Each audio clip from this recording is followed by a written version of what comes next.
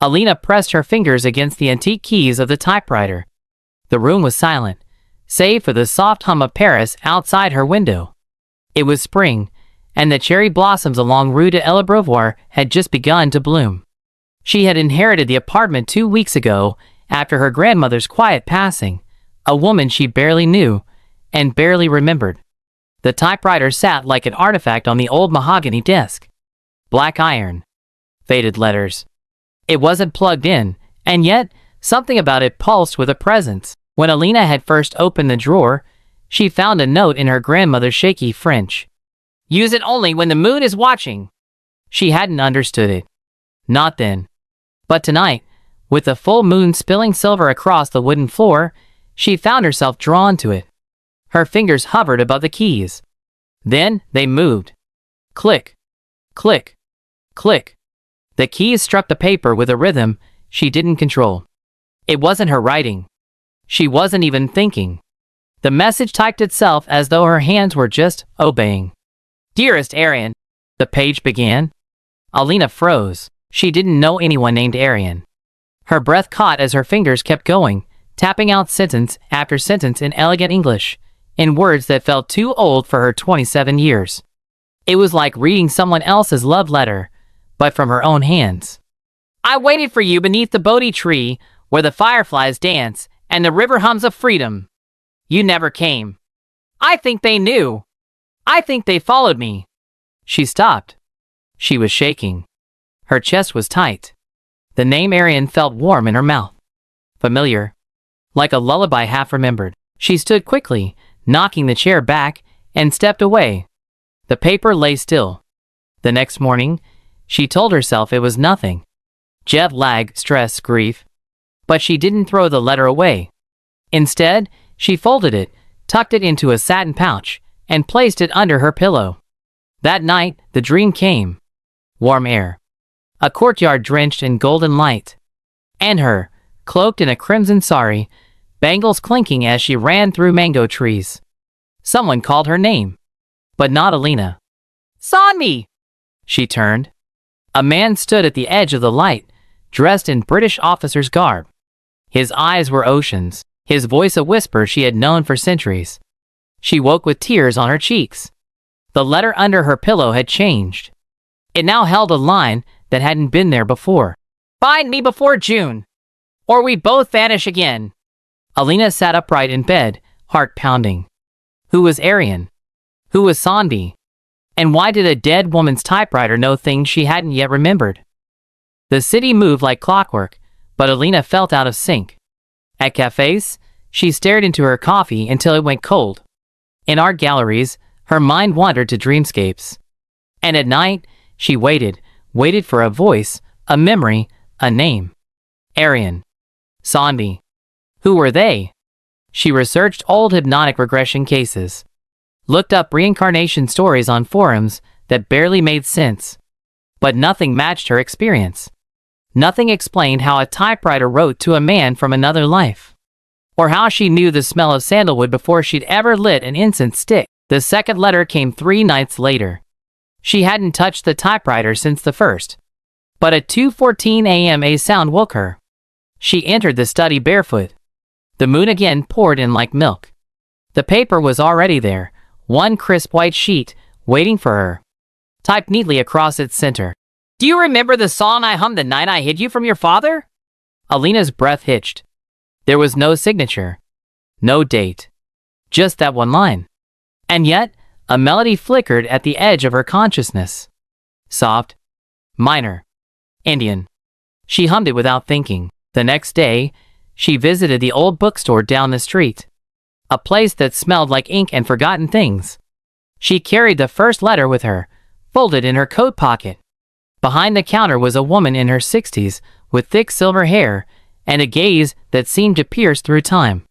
"You're not from here," the woman said before Alina could speak. I live nearby. I mean your soul." The woman smiled. "Your eyes carry 2 stories. One is unfinished." Alina's skin prickled. She showed the woman the letter. The woman read silently, then nodded, as if something she'd long suspected was finally proven true. "There are places in the world," the woman said softly, "where time loops. Paris is one. Varanasi is another. Some souls get trapped between lifetimes, especially when love ends in betrayal." Alina felt the word hit her like cold rain. Betrayal? The woman turned, pulled out an old, worn book from the shelf titled Karmic Bonds and Past Lives. She flipped to a chapter titled Split Realities.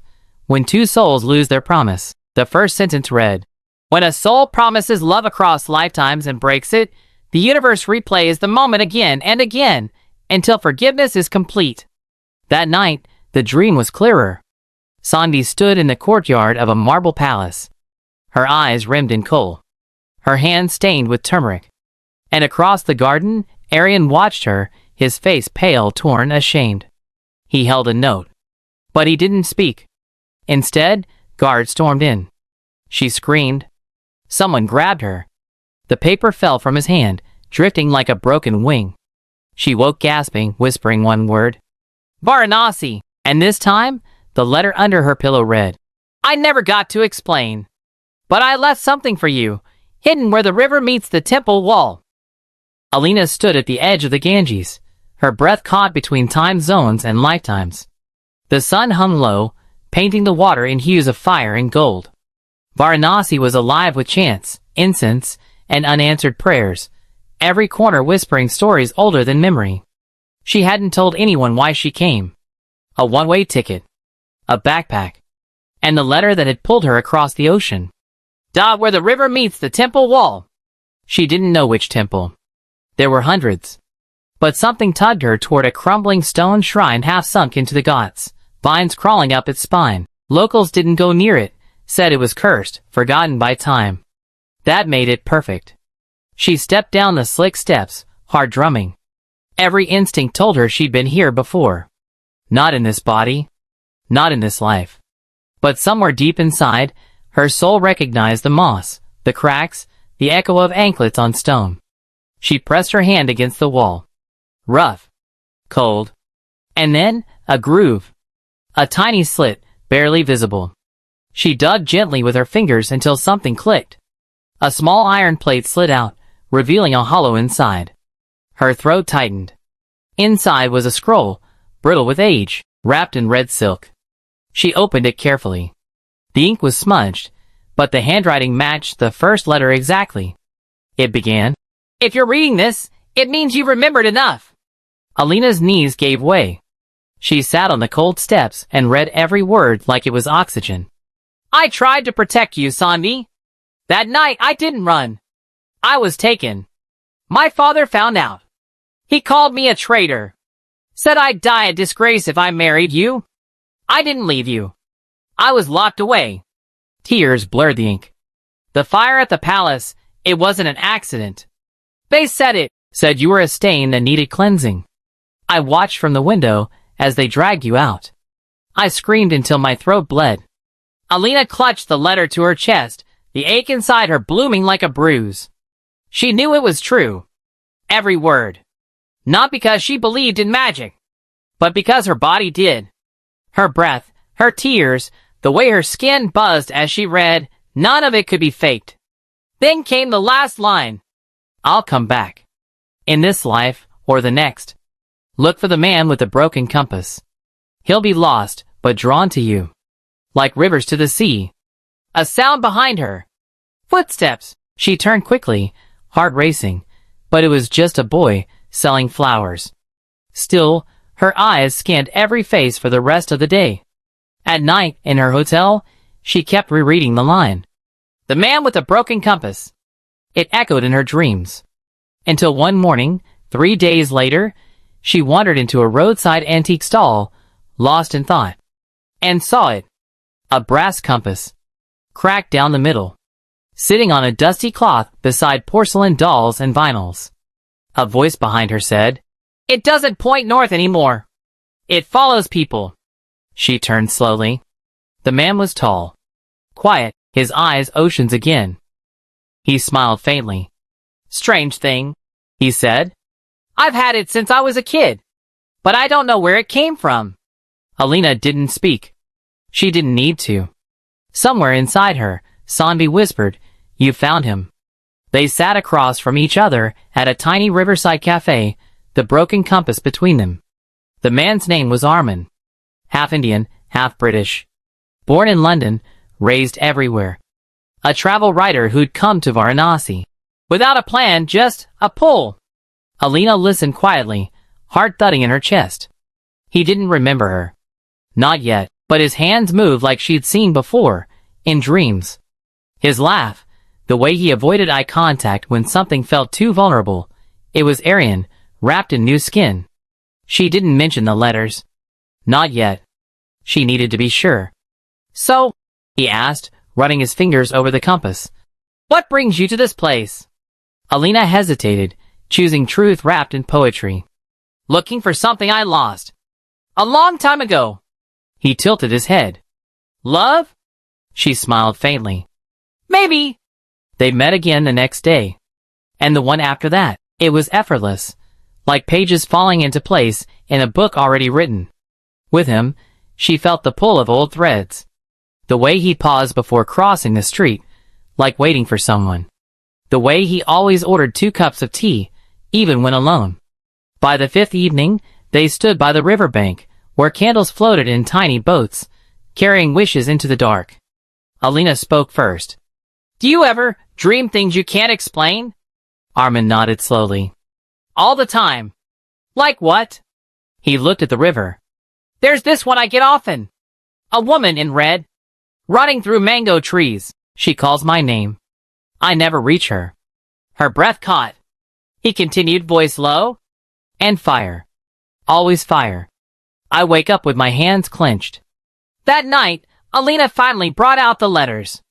She laid them on his hotel bed, aged paper, typed pages, the scroll from the temple.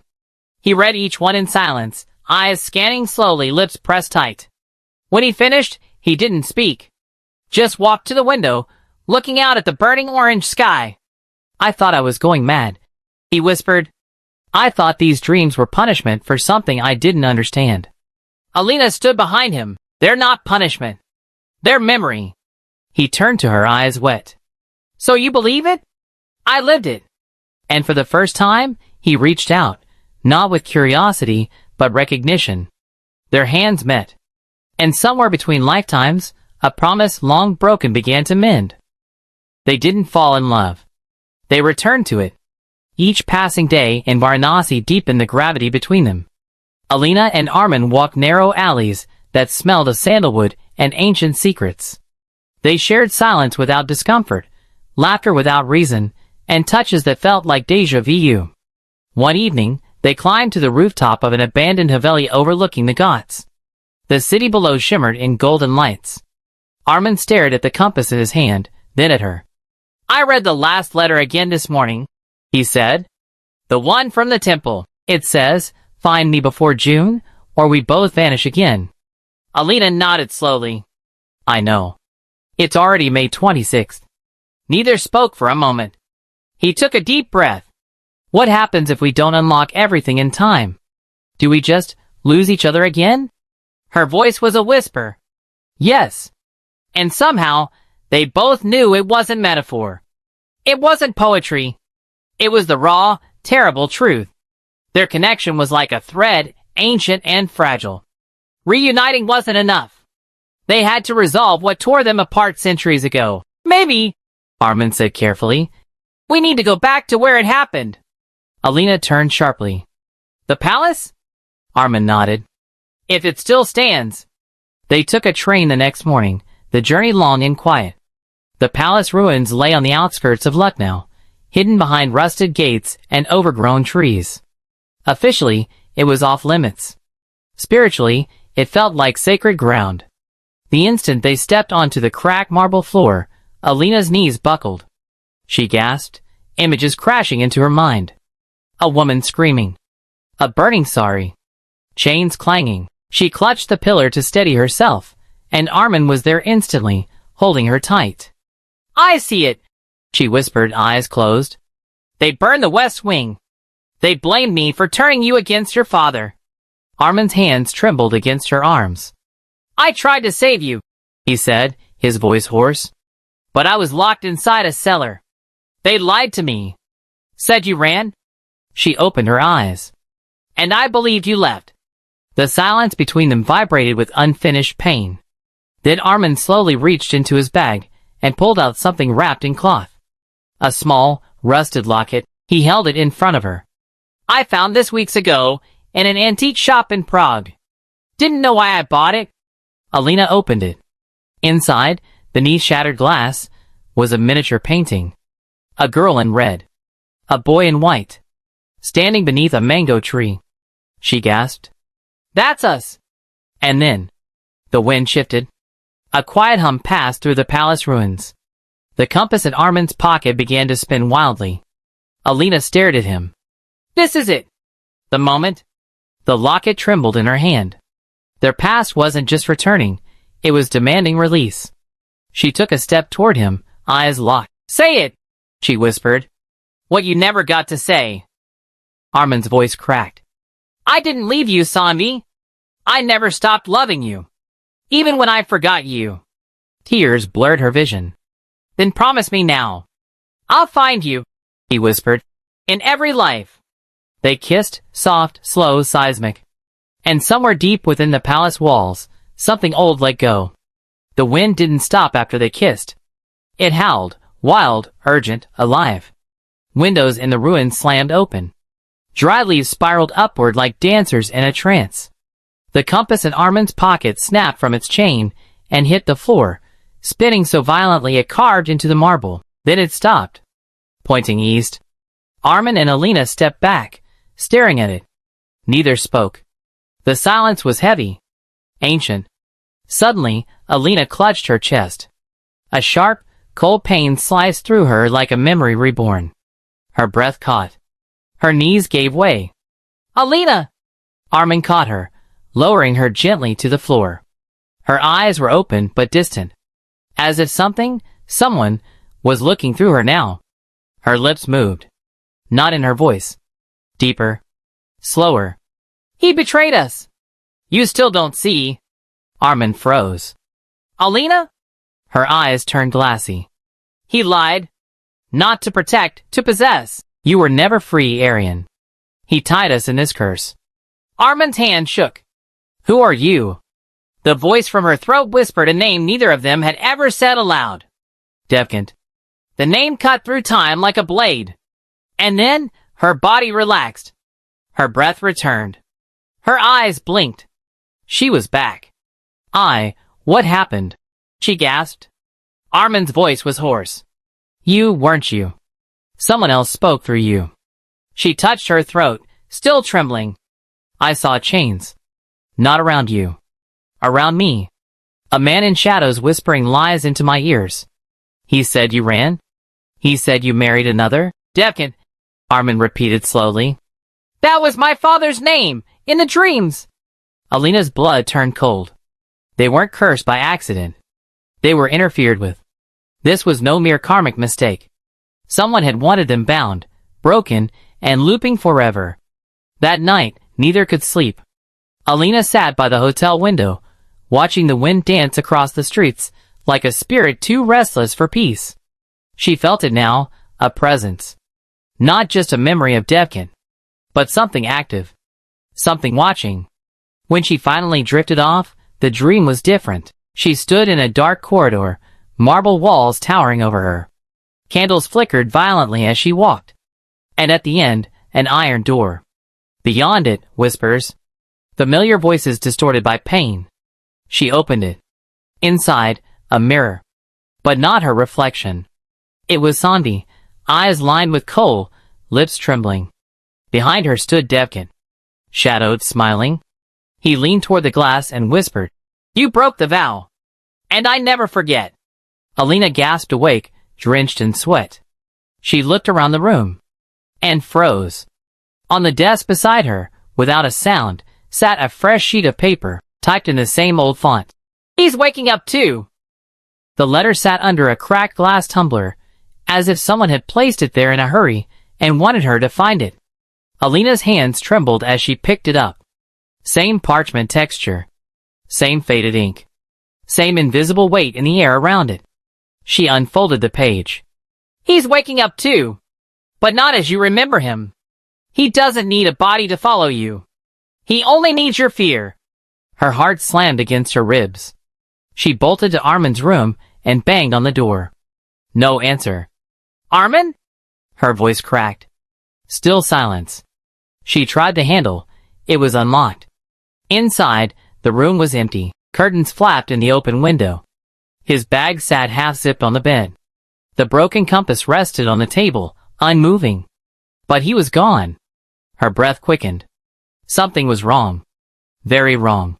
She paced the floor, clutching her temples, trying to focus. She knew this pattern. The separation always came after connection. Just like in the past. Right after they remembered love, he vanished. She wandered the city for hours. Down into alleys that hummed with memory, up temple stairs that echoed like bones. She asked vendors, boatmen, chaiwalas. No one had seen him. Finally, she returned to the rooftop of Eli. And there he was. Sitting still, facing the setting sun, eyes fixed on the horizon. "Armin!" she cried, running to him. He turned slowly. His expression was not his. Calm. Too calm. His gaze glazed. "You found me," he said softly. But something in his tone wasn't right. She sat beside him, touching his hand.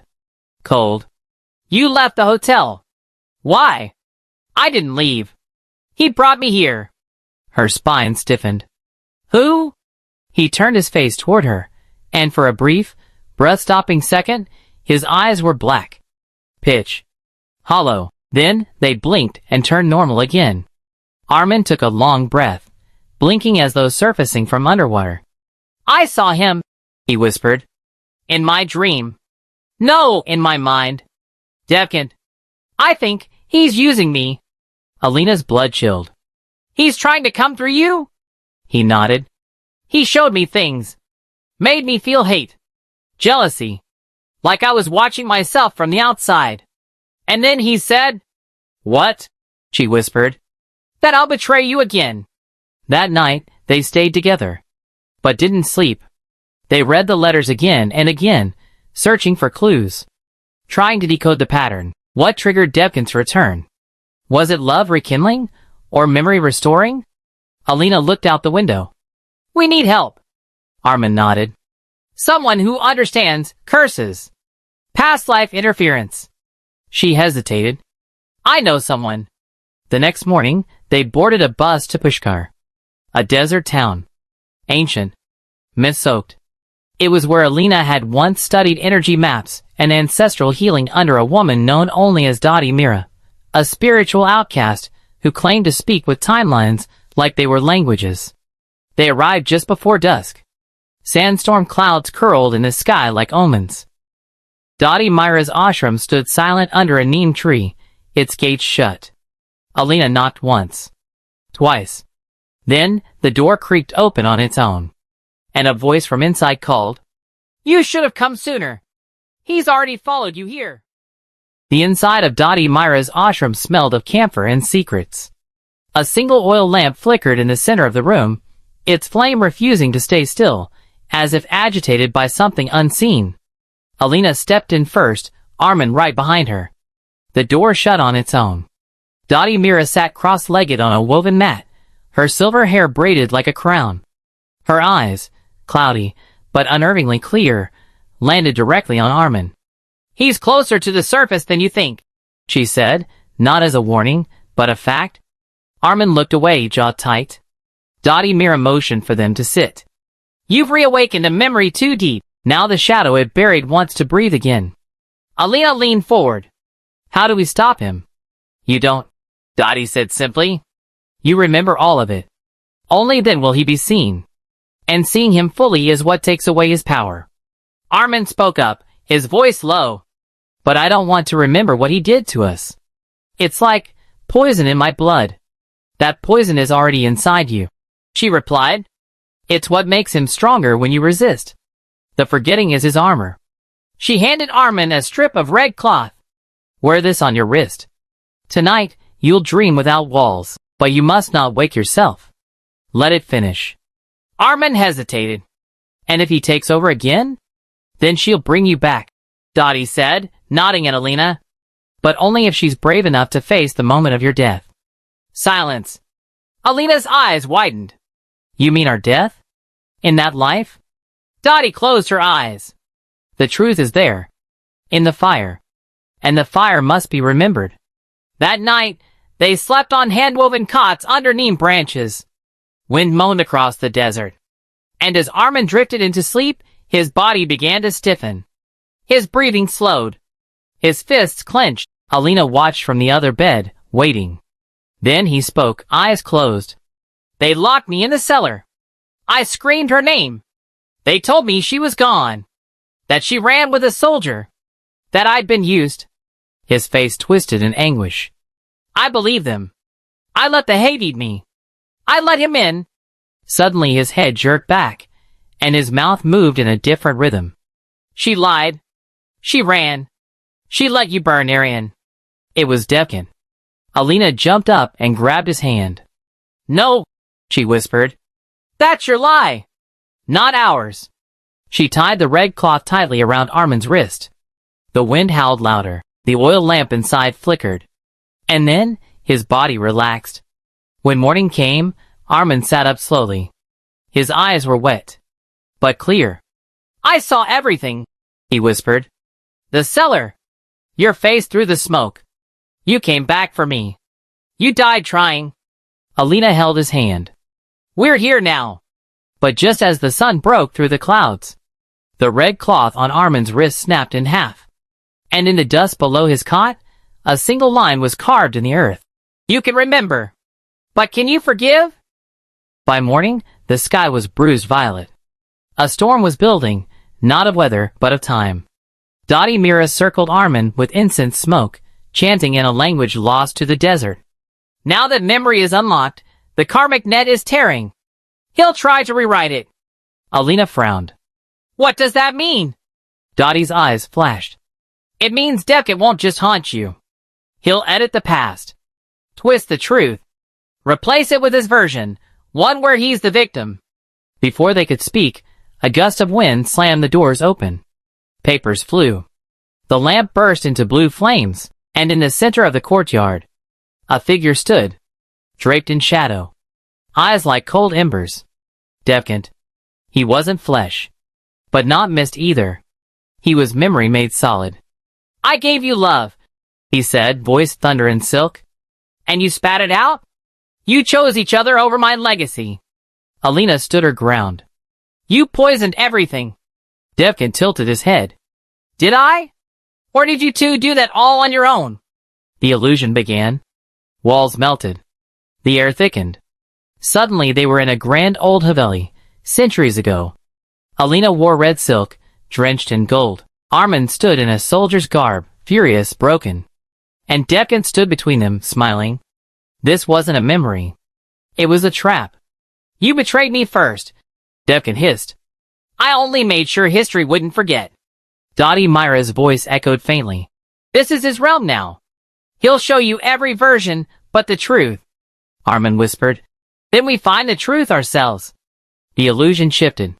Now Alina stood alone in a burning room, reaching for Armin through the smoke. Devkin pulled him away.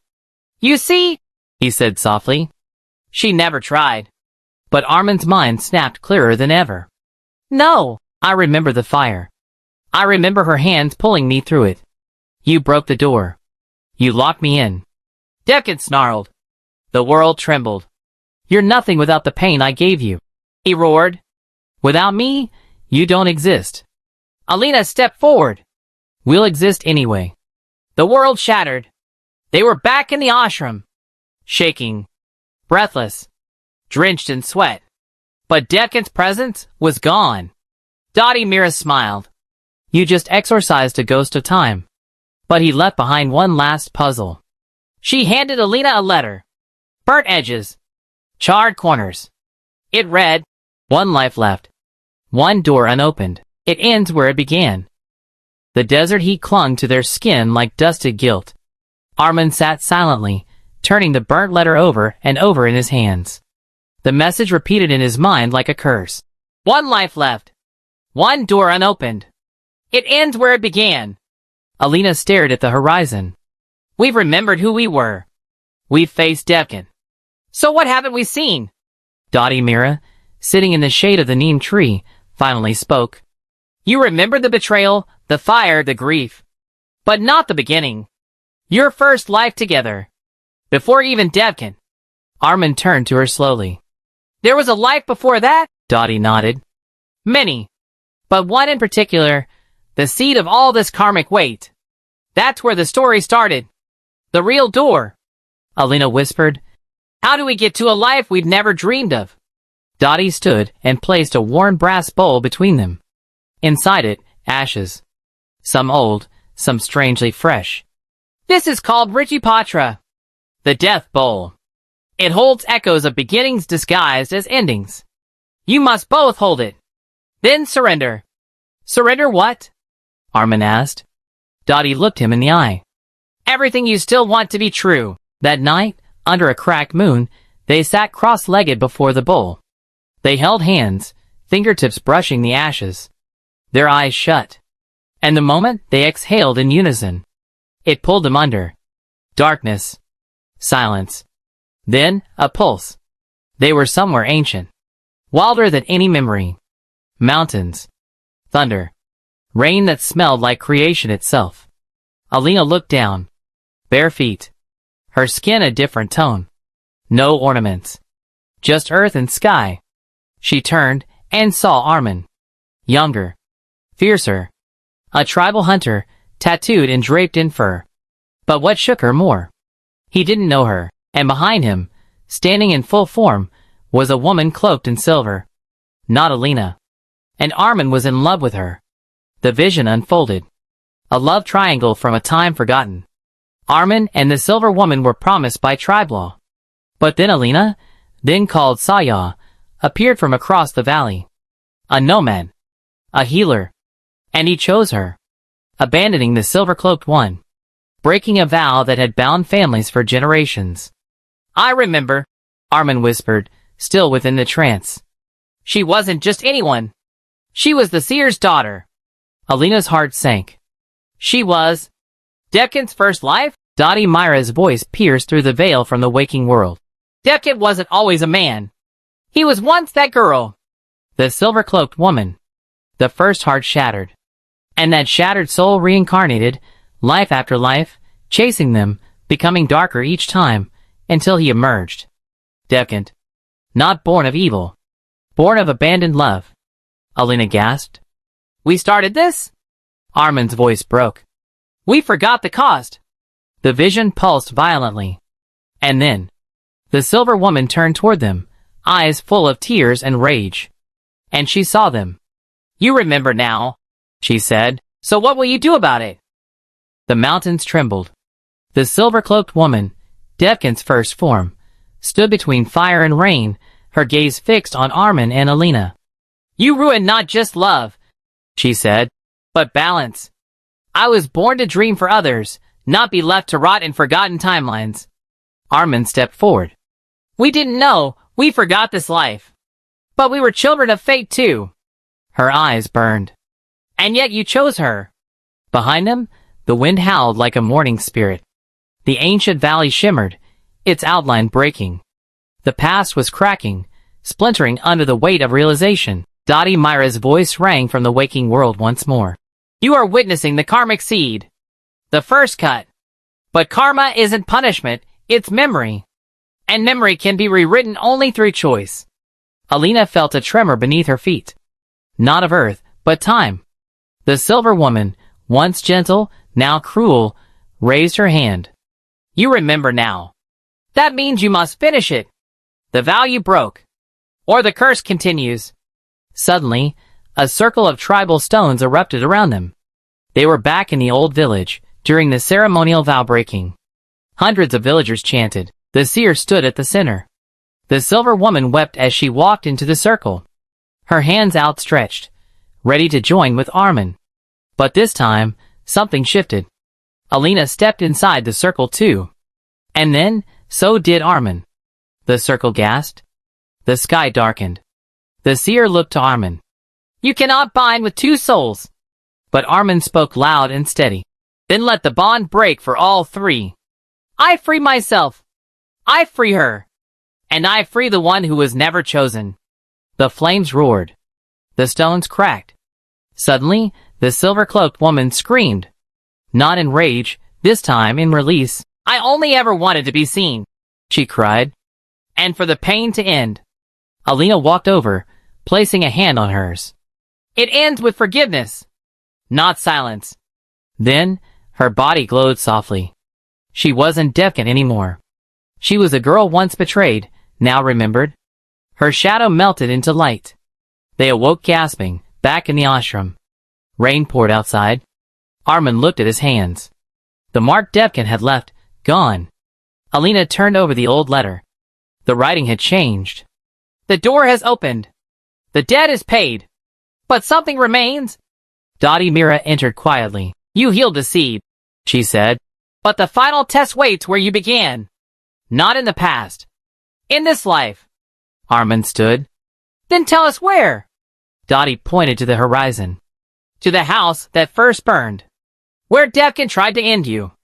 That cellar still holds one last secret. The old house stood alone, swallowed by overgrowth and silence. Time had not touched it kindly. Half-burnt walls. A shattered roof. And beneath it all, the cellar. Armin stared at it like it was a wound reopened. This is where Devkin tried to erase me, he whispered. Alina touched his hand. And now it's where you erase him. They descended slowly, each step creaking with memory. The air grew colder. Thicker. When they reached the bottom, nothing had changed. The same iron chains. The same blood-dark stain on the ground. The same rusted lock still bolted on the inside of the door. But something else was there now. A mirror. Standing tall. Untouched by fire or time. Framed in black stone. Alina stepped forward. In the reflection, they didn't see themselves. They saw every version of themselves. Armin as Aryan, in the fire. Alina as Saya, crossing a river to find him. Devkin, both as a man and a silver-cloaked girl. Moments of betrayal. Of grief. Of love. Of sacrifice. All layered. All alive. And then, one more reflection appeared. A child. A boy, neither Armin nor Devkin, but something new. Dottie Myra's voice echoed in their minds one final time. When karma ends, dharma begins. When revenge dies, creation begins. That child is your unburned destiny. The mirror glowed. And the child stepped forward, from inside it. He reached for Armin. Will you raise me? He asked. Not literally.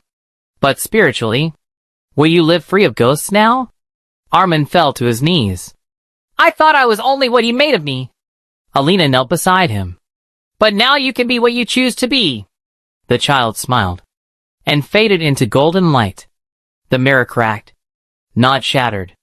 Opened. Suddenly, the house above them began to shake. Dust fell like ash. Alina grabbed Armin's arm.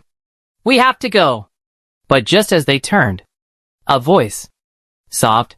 Familiar. Not threatening. Devkin. Thank you, it said. For not hating me forever. A final fragment of him lingered. No longer twisted. Just tired. Alina nodded at the air. Be free now. They stepped into daylight. The house collapsed behind them, not violently, but gently, like a soul released from its final breath. The past had burned, but it hadn't won. A few months later, Armin stood beneath a tree, painting. Children laughed nearby. Alina ran a healing center in the village, finally rooted where she once only wandered. They lived in peace. But more importantly, they lived in truth. One morning, a letter arrived by Crow. Handwritten. Karma returns to its source. But now the source is love. You have set me free. So now I set you free. D. In the wind that day, there was no whisper of pain. Only possibility.